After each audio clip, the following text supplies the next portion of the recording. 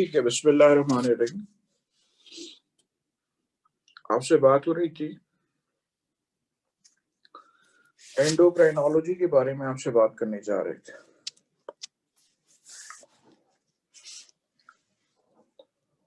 मैंने आपको growth hormone का कुछ डिस्क्रिप्शन दिया था।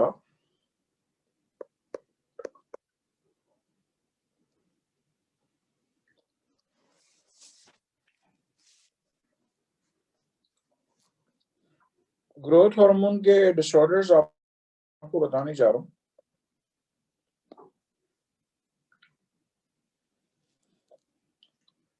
इसका एक डिसऑर्डर आपने पढ़ना है इंक्रीज सीक्रेशन के हवाले से,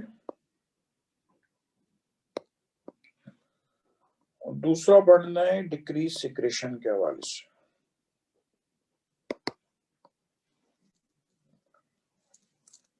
तो ग्रोथ हार्मोन की सीक्रेशन अगर बढ़ जाए,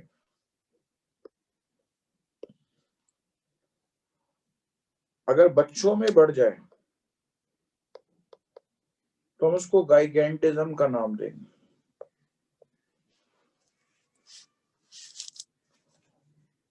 ठीक है, तो सीक्रेशन इंक्रीज होती है किसके अंदर? अगर बच्चों में, तो वो गाइगेंटिज्म का शिकार हो जाएंगे। गाइगेंटिज्म को हम जाइंटिज्म भी नाम देते हैं।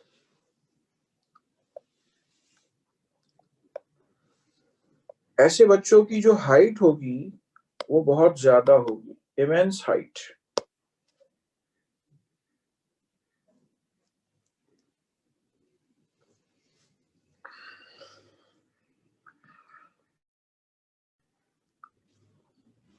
दूसरी कंडीशन आपके पास, सीक्रेशन बढ़ी हुई है लेकिन एडल्ट्स में बढ़ी हुई है, तो कंडीशन कहलाएगी acromegaly.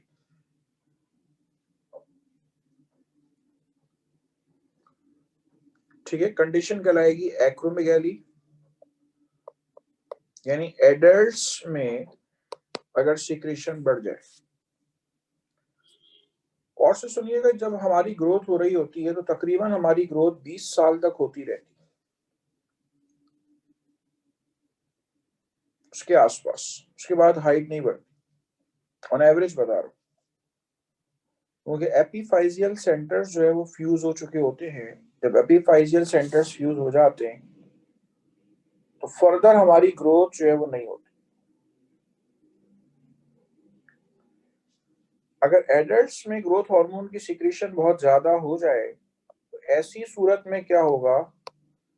There is enlargement of head, face and hands etcetera.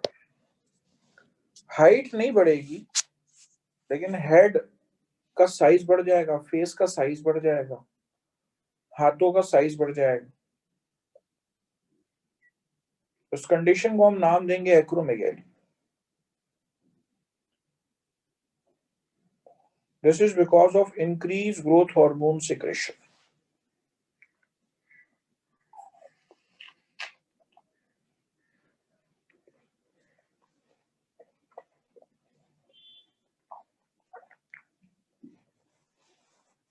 ठीक है, ऐसा ग्रोथ हार्मोन की सिक्रीशन बढ़ने की वजह से होता है।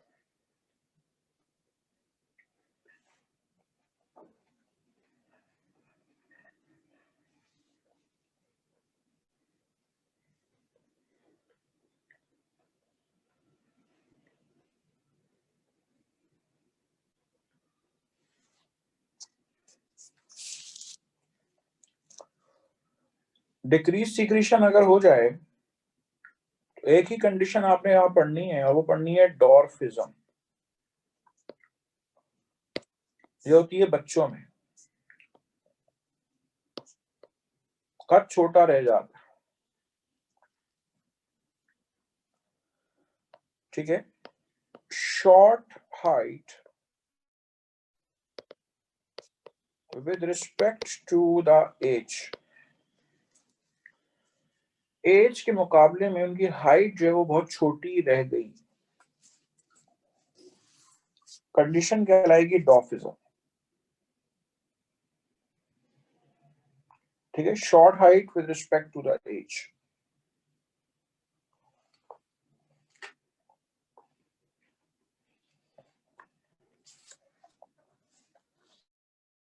करें, नोट करें।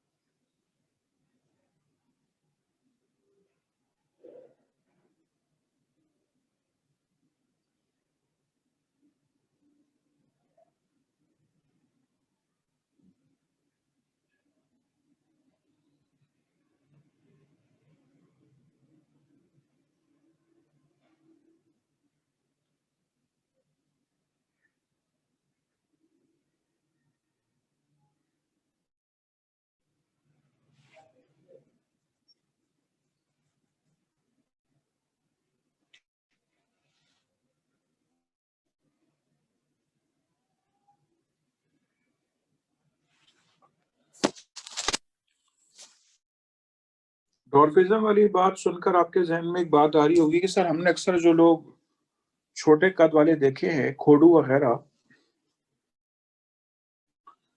तो क्या रख लीजिएगा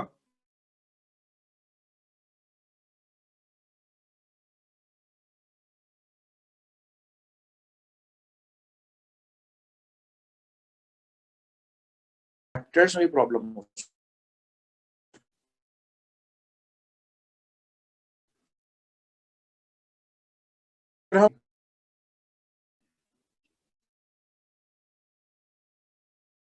हार्मोन रिसेप्टर्स का डिफेक्ट।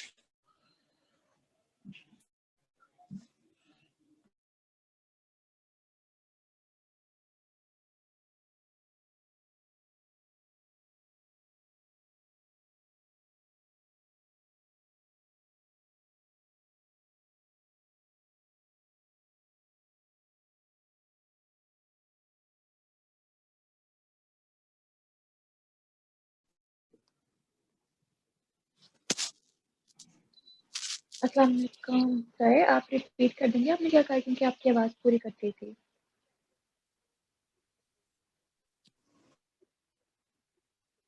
कि आपने जो खोडू वाले लोग देखे हैं ना, इनका कद छोटा होता है, टीवी वगैरह पे देखे होंगे,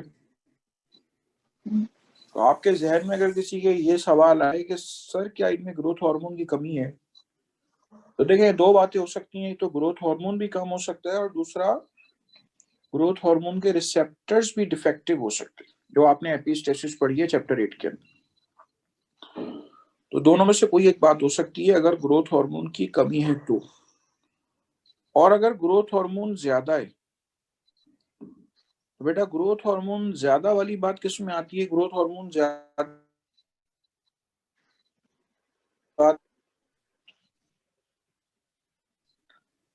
पिट्यूटरी ग्लैंड का कैंसर होता है। ठीक है, जिनको पिट्यूटरी है तो उनमें ग्रोथ हार्मोन जो वो बहुत ज्यादा होता है और एक्सेस में होता है। ठीक है, जिनको पिट्यूटरी ग्लैंड का ट्यूमर होता है। ये जेनेटिक भी हो एक मिनट में अपनी बात एक और ये जो भी एक और बोले बोले आप, ठीक है बोले वो मैं कह रही थी कि ये जेनेटिक भी हो सकता है, जरा क्योंकि शार्प मैंने अक्सर बोले जो देखा है कह कि रही हैं। जिनकी, मैं कह रही हूँ क्या ये जेनेटिक भी हो सकता है, क्योंकि हमने देखा है कि जिनकी अम्मी अगर छोटी होती हैं तो उनके बच्चे भी आगे से छोटे होते हैं, अक्सर मैंने देखा है। मैंने बेटा जब एपिस्टेसिस का लफ्ज कह दिया ना, तो फिर मेरी बात ये हो गई कि जेनेटिक्स तो इसमें इन्वॉल्व है। पैदाइशी तौर पे अगर कोई छोटा है, आपने हाइट के बारे में पढ़ा है कि हाइट जो है पॉलीजेनिक इनहेरिटेंस में आती। अगर हाइट के सारे रेसेसिव जीन्स को इनहेरिट कर ले, उसमें ग्रोथ हार्मोन का लेवल बहुत ही कम होगा, क्योंकि जीन्स जो है वो दरअसल ग्रोथ हार्मोन ही तो बनाने को प्रमोट करते हैं। तो ऑब्वियसली ये कहते हैं कि जेनेटिक्स का ही रोल है। और जब मैंने जीन रिसेप्टर्स के, ग्रोथ हार्मोन के रिसेप्टर्स की बात की, तो वो उसमें भी जेनेटिक्स का ही रोल है। ठीक है, कि ग्रोथ हार्मोन के रिसेप्टर्स जो है वो आपके पास डिफेक्टिव हैं। ठीक है, तो ग्रोथ हार्मोन की भी बात हो सकती है और ग्रोथ हार्मोन के रिसेप्टर्स की भी बात हो सकती है कि उसमें डिफेक्ट हो। और आपके जहन में ये बात आए कि सर आपने ग्रोथ हार्मोन एडल्ट्स में कम हो जाए तो उसकी बात नहीं की, तो उसको कहते हैं साइमन डिजीज, वो आपके कोर्स में नहीं। ठीक है, उसका उसका नाम आपकी किताब में नहीं दिया हुआ। ठीक है, और वो है भी बहुत रेयर, होती है लेकिन बहुत रेयर है। आप छोटी छोटी चीजें सीखते हैं ना, आगे जाके आपको इंशाल्लाह मेडिकल में जाएंगे आपको और चीजें सीखने को मिलेंगी। ऐसे मरीज हमने देखे हुए कि महीने भर पहले कुछ नहीं था, फिर अचानक क्या हुआ, आंखें जो है वो लॉस्ट होना शुरू हो गई, यानी कि नजर आना बंद हो गया। अब दरअसल जो हमारी ऑप्टिक नर्व्स होती हैं उनके आसपास पिट्यूटरी ग्लैंड नहीं मौजूद होती, और वो इलाज हो जाए तो विजन लॉस होना शुरू हो जाए। तो अभी कतरा कतरा करके सीखेंगे, इंशाल्लाह आगे जाके आपको और चीजें सीखने को मिलेंगी। ठीक है, चले, ये मैंने आपसे ग्रोथ हार्मोन के बारे में बेटा बात की है। और इसके बाद आपसे बात कर रहा हूँ, नेक्स्ट हार्मोन है,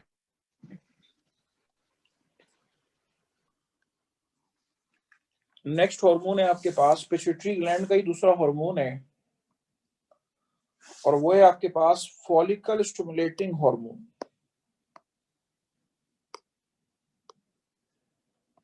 FSH।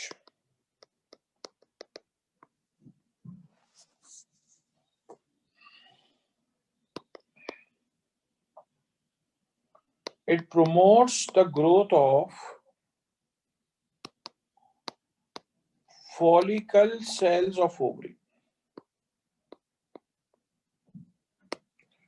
ओवरी के जो फॉलिकल सेल्स होते हैं उनकी ग्रोथ को ये प्रमोट करता है। कौन? Follicle stimulating hormone. It promotes the growth of follicle sales of ovary. और से सुनिएगा, here is an ovary, ovary के अंदर फॉलिकल सेल्स होते हैं। ठीक है, इनकी ग्रोथ जो होती है ये किस हार्मोन के स्टिमुलस पे होती है? ये होती है फॉलिकल स्टिमुलेटिंग हार्मोन के स्टिमुलस। इसको फॉलिकल सेल क्यों कहते हैं? अगर मैं इसको मैग्नीफाई करके दिखाऊं तो इसके अंदर ओवम होता है, और ये इसके अंदर कुछ और मजीद सेल्स होते हैं, और कुछ खाली स्पेस होती है, लेकिन ये वैकेंट स्पेस है, ये ओवम है। जब ये ग्रो कर रहा है तो दरअसल ये ग्रो होने के दौरान जो है वो दरअसल मेच्योर हो रहा है।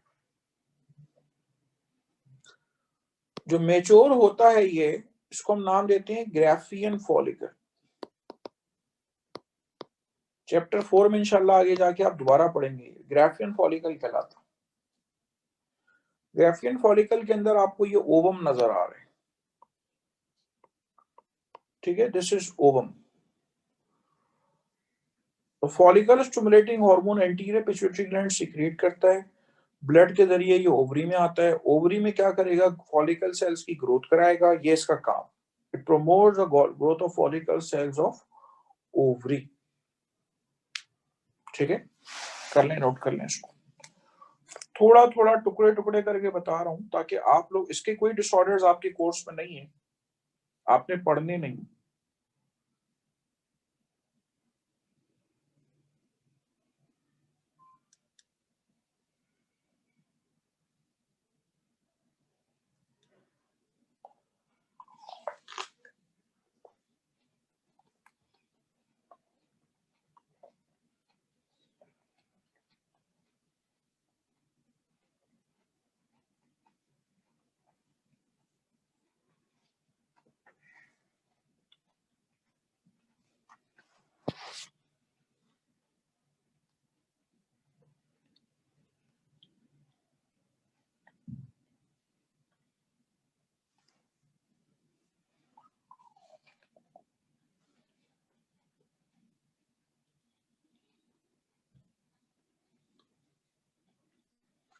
अस्सलाम वालेकुम सर। जी वालेकुम सलाम। सर आप एक दफ़ा रिपीट कर देंगे ये ग्रेफिन फॉलिकल के बाद जो आपने बोला। ग्राफियन फॉलिकल के बाद जो बोला, जी। उसके बाद तो मैंने कुछ भी नहीं बोला, मैं उससे पहले वाली बात रिपीट कर देता हूँ। अच्छा भाई। Follicle stimulating hormone anterior pituitary gland से आता है। ओवरी के अंदर फॉलिकल सेल्स होते हैं, फॉलिकल सेल्स के अंदर ओवम होता है। तो ओवरी के अंदर ये जो फॉलिकल सेल्स हैं, इनकी ग्रोथ कराता है कौन? इनकी ग्रोथ कराता है follicle stimulating hormone. Until and unless कि वो मेच्योर हो जाए ग्राफियन फॉलिकल के अंदर।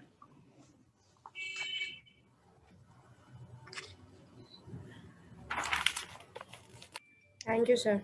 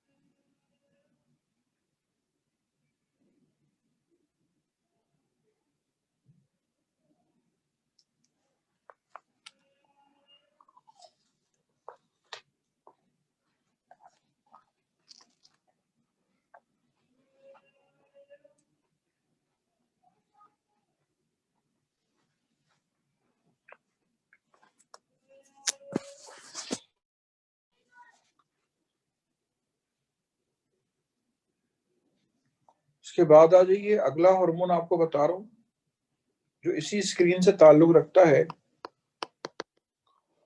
और वो है LH।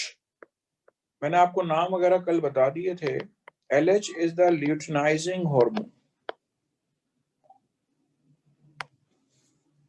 ठीक है, LH जो है वो कहलाता है ल्यूटिनाइजिंग हार्मोन।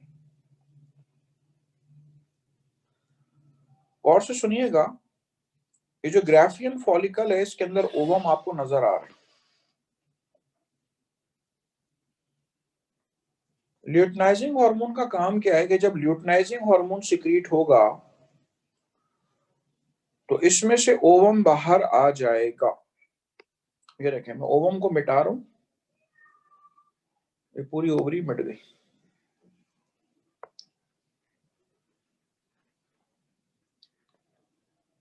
ये देखें, ओवम को मैं ये बाहर दिखा रहा हूं, ये ओवम बाहर आ गया। ठीक है, इसको हम कहते हैं ओव्यूलेशन। तो LH का काम क्या है? LH का काम है इट प्रोमोट्स ओव्यूलेशन। ठीक है, ये ओव्यूलेशन को प्रमोट करता है। ओव्यूलेशन का मतलब है that is discharge of ovum from mature Graafian follicle. ठीक है, discharge of ovum from mature Graafian follicle.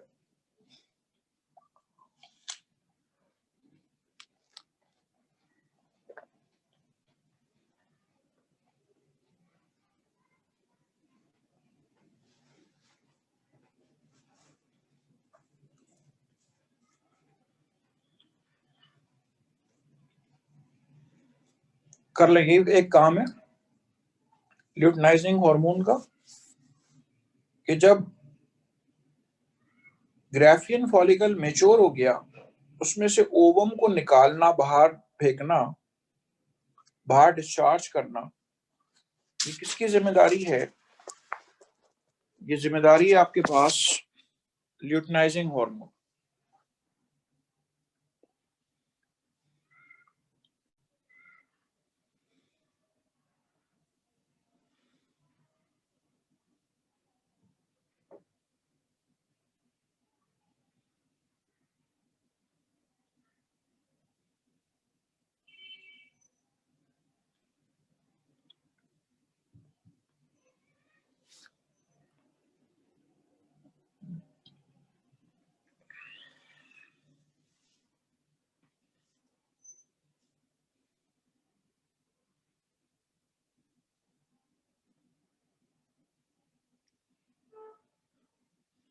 चलें, इसके बाद आइए ल्यूटिनाइजिंग हार्मोन के बाद आइए थायराइड स्टिमुलेटिंग हार्मोन।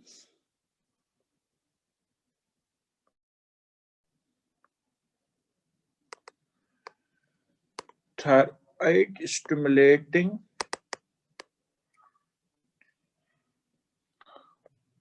हार्मोन।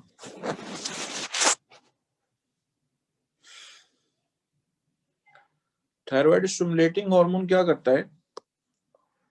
देखें, ये हमारी नेक में एक थायराइड ग्लैंड मौजूद है।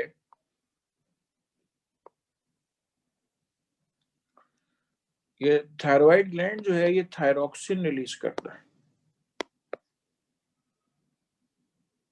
ठीक है, ये थायराइड ग्लैंड जो है ये थायरोक्सिन रिलीज करता है। किसके कहने पे रिलीज करता है? ये पिट्यूटरी ग्लैंड से ये थायराइड स्टिमुलेटिंग हार्मोन आता है। तो थायराइड स्टिमुलेटिंग हार्मोन का काम क्या है? It promotes the release of thyroxine. It promotes the release of thyroxine from thyroid gland. Thyroid gland से थायरोक्सिन के रिलीज को प्रमोट करता है थायराइड स्टिमुलेटिंग हार्मोन। ठीक है, इसके बाद आइए अगला हार्मोन है एड्रेनो, और से नाम भी सुनिए गौर से, corticotrophic hormone. Adreno corticotrophic hormone.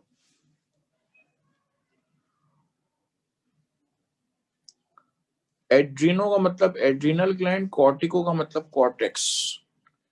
Kidney के ऊपर एक ग्लैंड है, उस ग्लैंड को कहते हैं एड्रीनल ग्लैंड। उसके दो पार्ट्स होते हैं, एक कहलाता है कॉर्टेक्स और एक कहलाता है मेड्यूला।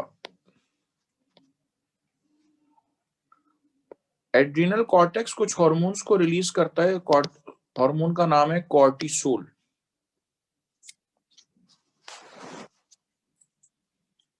ठीक है, it promotes the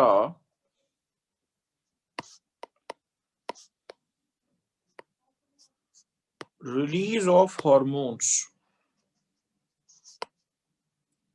from adrenal cortex। Adrenal cortex से हार्मोन्स के रिलीज करने को प्रमोट करता है। कौन?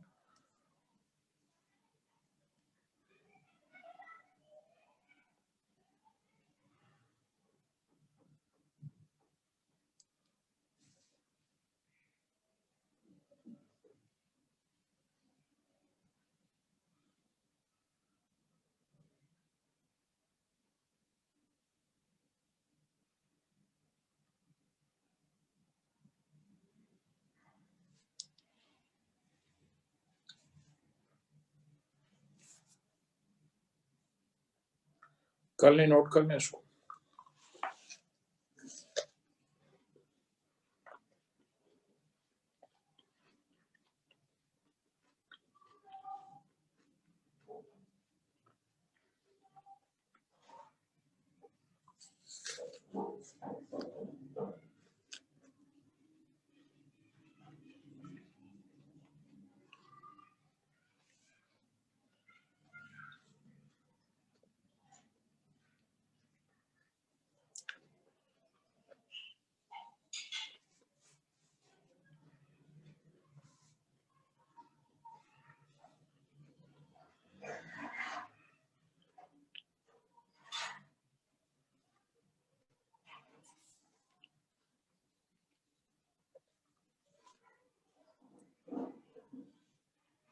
अभी तक कौन कौन से हार्मोन हो गए? ग्रोथ हार्मोन हो गया,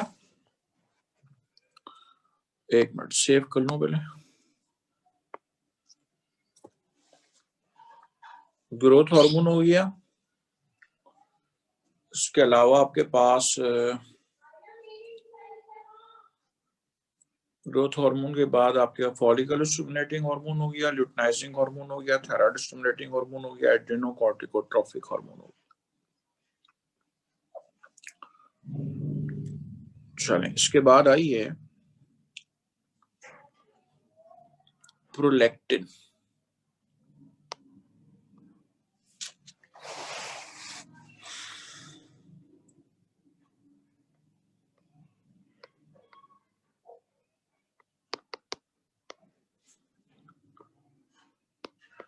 It enables a mother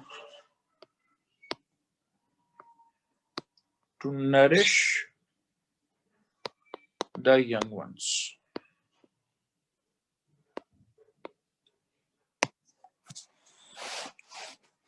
छह हार्मोन्स मैंने आपको एंटीरियर पिट्यूटरी ग्लैंड के बताया, उनमें से सिर्फ एक ग्रोथ हार्मोन जो है उसके डिसऑर्डर्स आपके कोर्स में थे। Growth hormone FSH, LH, TSH, ACTH और प्रोलैक्टिन, इनमें सिर्फ ग्रोथ हार्मोन के डिसऑर्डर्स आपके कोर्स में थे।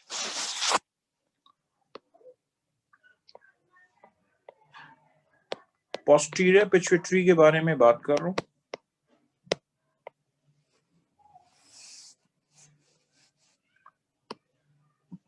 एमन आगा जरा ADH का फंक्शन बताना।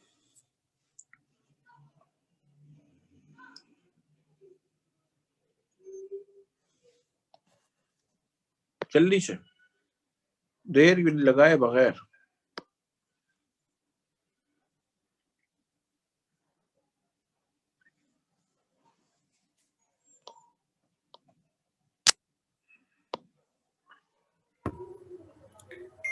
Sir, helps in controlling blood pressure.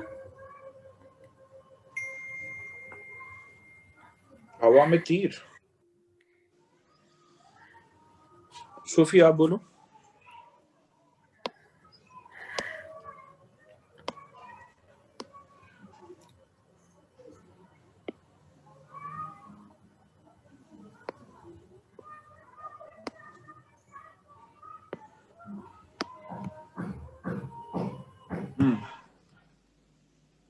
Sir, absorption of water कहां से? in collecting ducts. शाबाश। It promotes absorption of water from collecting duct. Posterior pituitary के जो हार्मोन्स हैं उनमें पहला हार्मोन जो बता रहा हूं anti diuretic hormone. Anti diuretic hormone, it promotes the absorption of water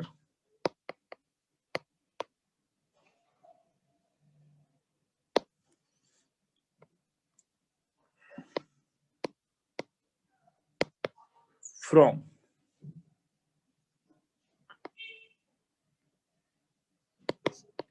collecting duct।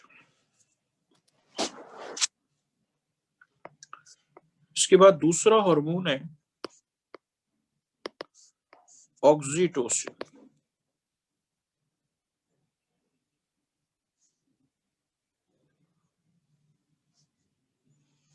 Oxytocin release होता है, promotes the contraction of uterus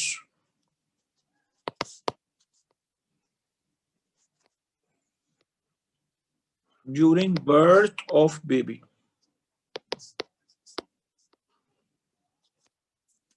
birth of baby के टाइम पे ऑक्सीटोसिन जो है वो कॉन्ट्रैक्शन ऑफ यूट्रस में रोल प्ले करता है। ठीक है, पोस्टीरियर पिट्यूटरी के आपके पास ये हार्मोन्स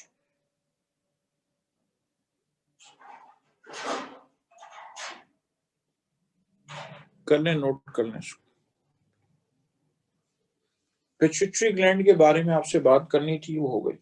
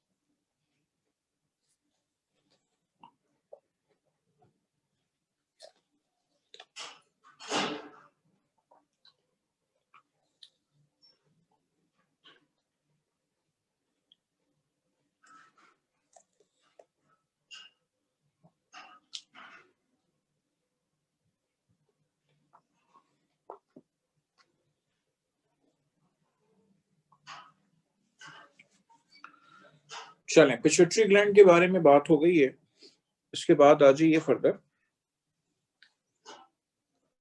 जब भी पिट्यूटरी ग्लैंड की बात होती है तो उसके साथ साथ बात करते हैं हाइपोथैलेमस की, यानी उसकी बात अलग से नहीं करते,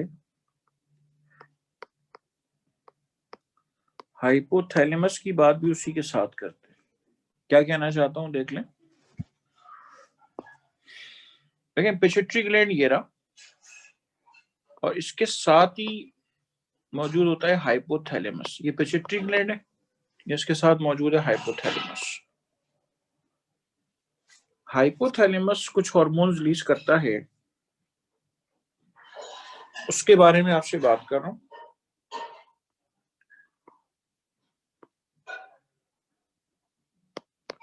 ग्रोथ हार्मोन, रिलीजिंग हार्मोन, यानी पिट्यूटरी ग्लैंड से ग्रोथ हार्मोन अगर निकालना है तो हाइपोथैलेमस उसको रिलीज करवाए, अपना ही वाला हार्मोन रिलीज करा के। Follicle stimulating hormone, releasing hormone. ठीक है, यानी कि FSH जो है वो एंटीरियर पिट्यूटरी रिलीज करता है, तो उसको रिलीज कराने के लिए स्टिमुलेटिंग हार्मोन जो है वो हाइपोथैलेमस रिलीज करे।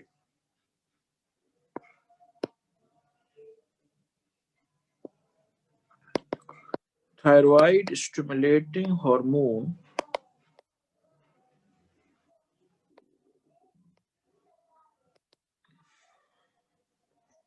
Releasing hormone. ठीक है, thyroid stimulating hormone, releasing hormone जो है वो रिलीज करे। इसके अलावा adreno corticotrophic hormone, releasing factor. Factor और हार्मोन में बस मॉलिक्यूलर मास का फर्क है, आपसे कोई भी नहीं पूछेगा। इसके अलावा आपके पास नेक्स्ट हार्मोन है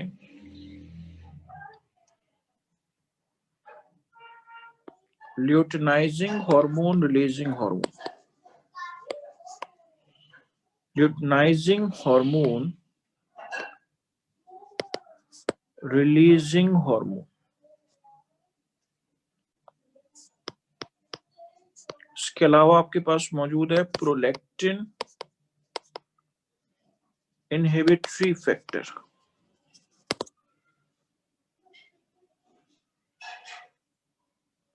ठीक है, प्रोलैक्टिन इनहिबिटरी फैक्टर। प्रोलैक्टिन को रिलीज करने के लिए कोई रिलीजिंग हार्मोन नहीं रिलीज करता, बल्कि प्रोलैक्टिन को इनहिबिट किया जाता है इनहिबिटरी फैक्टर रिलीज करके। इसके अलावा एक चीज और आंख खोल के देख लें, मैं इसको किसी दूसरे कलर से लिख देता हूं ताकि आप भी ध्यान में रख लें। एडीएच और ऑक्सीटोसिन जो पोस्टीरियर पिट्यूटरी के हार्मोन्स हैं, ये वो हार्मोन्स हैं जो कि हाइपोथैलेमस भी रिलीज करता है। ठीक है, hypothalamus also releases these hormones as well। ठीक है, हाइपोथैलेमस जो है एडीएच और ऑक्सीटोसिन भी रिलीज करता है। अब इन हार्मोन्स को अलग अलग पढ़ने की जरूरत ही नहीं है, एडीएच और ऑक्सीटोसिन का फंक्शन आपको पता है। बाकी जो हार्मोन्स हैं उसके साथ साथ मैं आपको बताता चला गया कि पिट्यूटरी ग्लैंड के जो हार्मोन्स हैं उन्हीं को रिलीज करना या किसी को इनहिबिट करना जो है वो इन हार्मोन्स का रोल है। तो अलग से आपने इसको कुछ भी नहीं पढ़ना, नोट करना है आप कर सकते।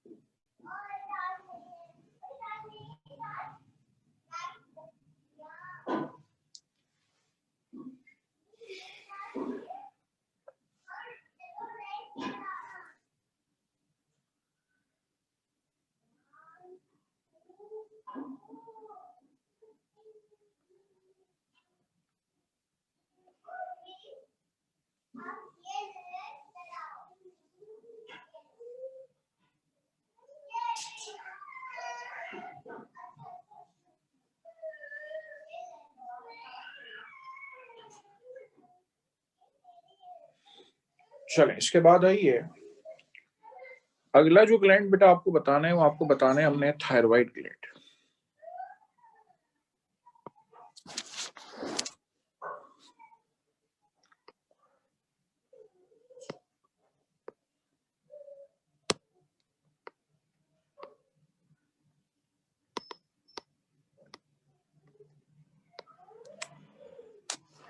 थायराइड ग्लैंड की जो जगह है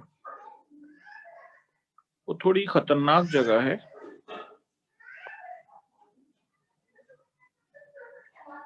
ट्रैकिया के ऊपर मौजूद होता।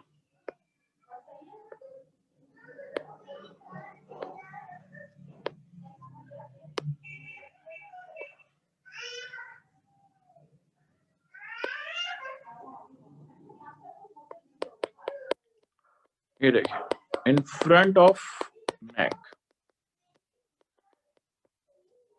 ट्रैकिया के ऊपर मौजूद होते हैं। यानी कि जिसका थायराइड ग्लैंड इनलार्ज हो जाए वो अक्सर कंप्लेन करता है जब मैं रात को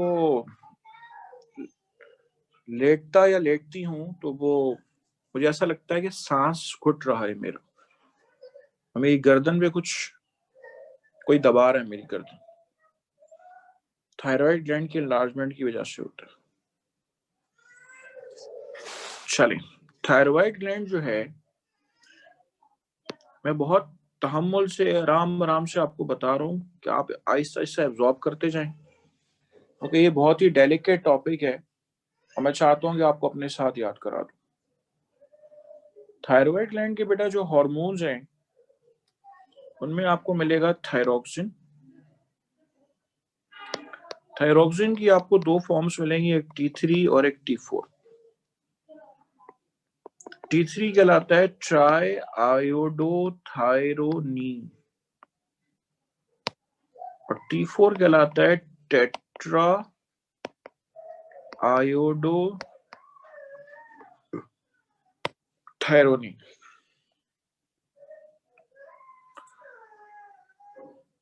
और एक है आपके पास कैल्सीटोनिन।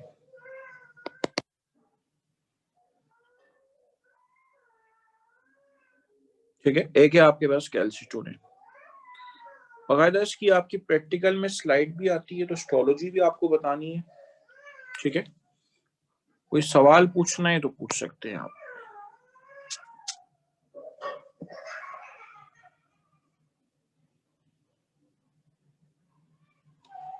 नोट करना चाहें कर सकते हैं। कि हिस्टोलॉजी बतानी है कि आप माइक्रोस्कोप से देखेंगे तो आपको स्लाइड में नजर क्या क्या आएगा।